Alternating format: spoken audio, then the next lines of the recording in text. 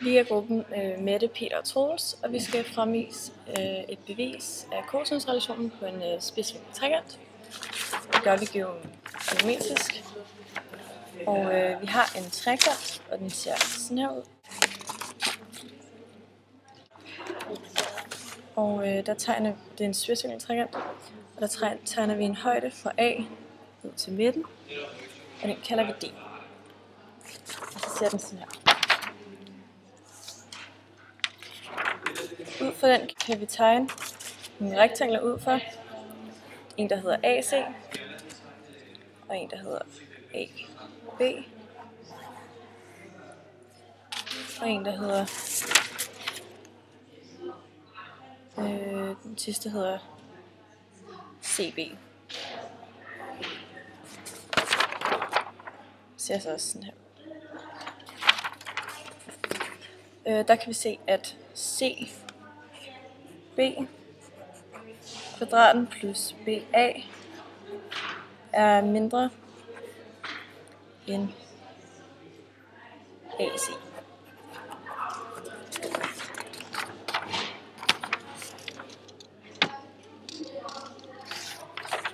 Vi kan også se, at forskellen, hvis man trækker højden hele vejen ned igennem BC, kan vi se, hvordan vi se rektanglen, og vi kan se, at forskellen er på CB og BA er 2 rektanglen CB og BD. Det gør så, at vi kan skrive formlen kvadrat CB plus kvadrat BD lige med 2 rektangel CB, BD plus kvadrat DC.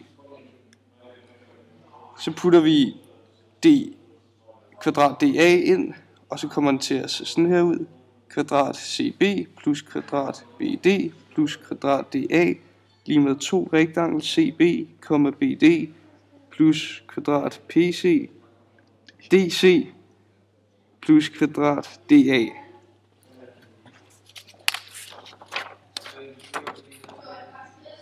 Kan man se. Ja. Og det gør vi, så vi kan erstatte dem hernede og sige kvadrat AB og kvadrat AC. Kvadrat AB lige med, så putter vi den fra oven ned og siger kvadrat BD plus kvadrat DA. Og i kvadrat AC sætter vi lige med kvadrat DC plus kvadrat DA. Sådan der. Og så til sidst kommer den til at se sådan her ud. Kvadrat CB plus kvadrat BA lige med kvadrat AC plus 2 rektangel CB, BD. Sådan der. For lige hurtigt at opsummere. Vi har en spidsvinklet trekant. Vi skal bevise kosinusrelationen i en spidsvinklet trekant. Vi har punkterne A, B og C. Vi har en lodret linje, der nedfældes på linjen BC. Det vi kalder højden. Så har vi nogle kvadrater, der laves ud fra hver side. Der kommer så udtrykket, kvadratet AC er mindre end kvadratet AB og BC lagt sammen. Forskellen mellem kvadratet AC og op til de 2 andre kvadrater er følgende.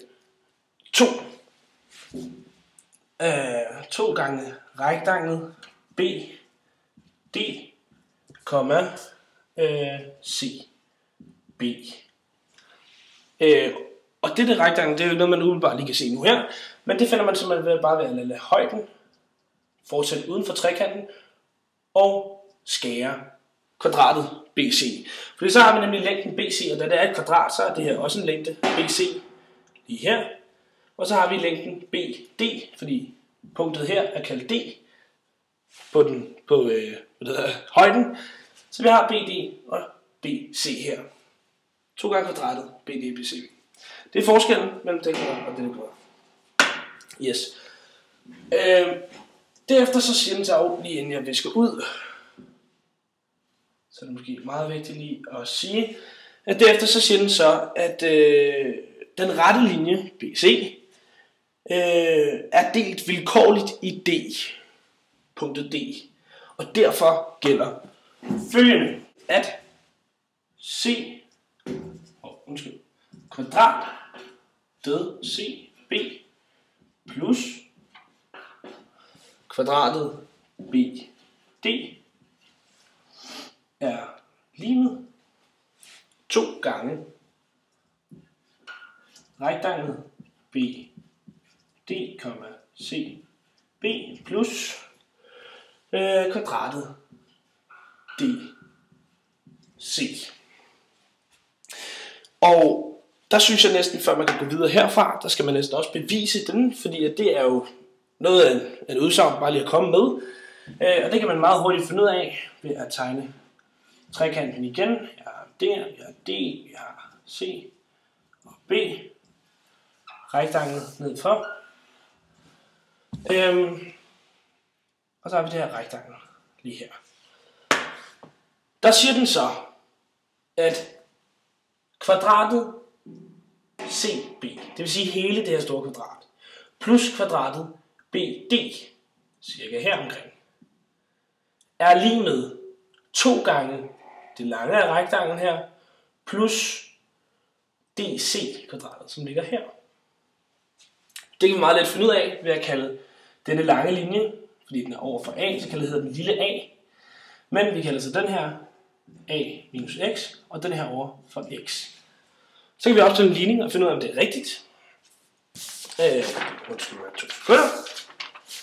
Og denne ligning, den ser således ud. 2 gange A gange A minus x er lig med. Mangler lige en enkelt her. Plus x i anden er lig med a minus x i anden. Bare plus a i anden. Yes, så har jeg fået trøjen af. Hvor vi kom fra, det var at bevise den her sætning. Herover der har vi vores rektangel, fordi vi har 2 gange rektanglet, som består af linjen A gange linjen A minus x. Så det står lige her. Plus det lille kvadrat, der hedder kvadratet DC, som hedder x i anden. Herovre på den anden side, der har vi A minus x i anden, fordi vi skal have fat i det her kvadrat. Og der er linjen A minus x. Plus hele kvadratet, kvadrat BC, som hedder A i anden. Når du så reducerer dette udtryk, så bliver det så til 2. Det er alt for småt der. Jeg skal se, om jeg kan komme herned og skrive. 2a i anden minus 2ax plus x i anden. Kan man se det? Måske lige akkurat. Ja, godt nok. Som er lig med. Og der har vi jo simpelthen kvadratsætning her, så der har vi jo a i anden plus x i anden minus 2ax, og så stadig plus vores a i anden. Der kan vi så se minus 2ax, det går ud minus 2ax, x i anden går ud med x i anden, og så har vi 2 gange a i anden herover, og dermed som sådan også herover. Så derfor så passer denne sætning. Og så går vi videre. Fordi denne sætning, der tilføjer vi nu kvadratet AD på begge sider. Og der får vi så at vide, eller ja, vi får at vide i bogen, men det skyldes jo Pythagoras sætning, fordi vi har vores trekant her, og der har vi C A her, D der. Og der kan vi erstatte, fordi vi netop har sat kvadratet AD ind, som sagtens kan skrives som lille c, hvis vi nu vil dele det op i 2 trekanter, fordi det er linjestykket over for det store vinkel C. Så vi kan jo erstatte, nu ser vi så over på den her trekant, det er udtryk BD plus kvadratet AD, kan vi faktisk erstatte med kvadratet AB. Og herover DC og AD kan vi erstatte med kvadratet AC. Så det gør vi lige hurtigt.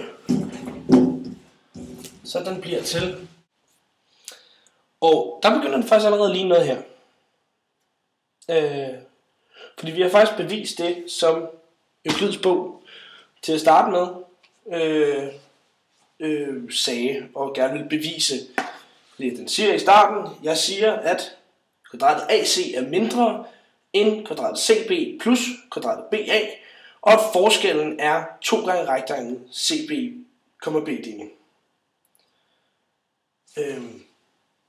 Og det er jo simpelthen det, vi har lige her. Vi har kvadratet AC, som er mindre end de to, men forskellen lagt sammen med AC gør, at disse to er lige med hinanden. Der var så den tillægsopgave, der hed, at hvor meget har jeg brugt? 5 minutter? Og det var da alligevel ikke så meget. Nå, så har vi så den tillægsopgave, der hedder, om vi skal prøve at få den over til den moderne kosinusrelationssætning. Og der kan vi simpelthen gå ind og erstatte de her udtryk. Fordi at kvadratet CB, jeg ved ikke, hvor skal jeg, så tror jeg, vi sletter heroppe. Fordi at A, B, C, det behøver vi jo egentlig ikke nu. Ikke hvordan der. Yes, fordi at linjestykket BC er det samme som A. Men nu har vi jo kvadratet BC, og det er jo sig selv i anden, så derfor så har vi lille a i anden først. Kvadratet AB, nej, jo AB herovre, ikke derovre. Kvadratet AB er det samme som lille c plus c i anden, som er lige med, og det her, det kommer vi så tilbage til. 2 gange rektanglen B, D, C, B plus kvadratet AC, som i virkeligheden er B i anden. Godt. Nu begynder vi jo faktisk at kunne komme over A mod den moderne kosinusrelation. Så man kan se, så hvis vi så hentyder det her til, at det her det skal blive den sidste del af kosinusrelationen, som hedder minus 2 gange AC gange cosinus til B. Og ja, lad os lige prøve at smide den over på den anden side først. Så den hedder B i anden lige med A i anden plus C i anden minus 2 gange rektanglet B, D, C, B. Og for at kunne få skrevet noget andet, og kunne forhåbentlig finde frem til 2 gange AC gange cosinus til B, så går vi herop i trekanten igen. Fordi, ja, nu skal vi så, nu er der ikke plads nok til det kvadrat her, men så må vi skrive, ja, vi laver lige en mindre trekant. Så har vi kvadratet her. Og det den jo siger, det er 2 gange denne rektangel. Og vi har igen B herude, C der, og A heroppe, og D her i midten. Det vi så kan se her, det er, hvis vi tager udgangspunkt i denne retvinklede trekant heroppe, for at finde ud af, hvad hedder det her linjestykke. Fordi en anden måde at skrive linjestykket BD er jo egentlig også cosinus til vinklen D, hvilket er denne katete, gange hypotenusen. Og hypotenusen er jo her lille c, over for vinklen C. Så der har vi jo faktisk allerede nået det. Så denne linje hedder cosinus til vinklen B gange C. Så har vi den her linje, og vi skal jo have 2 gange det her rektangel. Så det vil sige, at vi siger, bare for at finde rektanglet i sig selv, og så derefter gange med 2, og så er det jo så cosinus B gange C gange linjen A, det er over for vinklen A, denne lange linje her, hedder jo A, det er den også A over så. Så det er cosinus til B gange C gange A, og denne rektangel skal vi have 2 gange. Men se nu der, hvad er det vi har? Vi har jo faktisk 2 gange A gange C gange cosinus til B. Så derfor tillader det os at skrive den endelige op, der hedder Bn lige med An plus Cn minus 2 gange A gange C gange cosinus til vinklen B. Så der har vi den.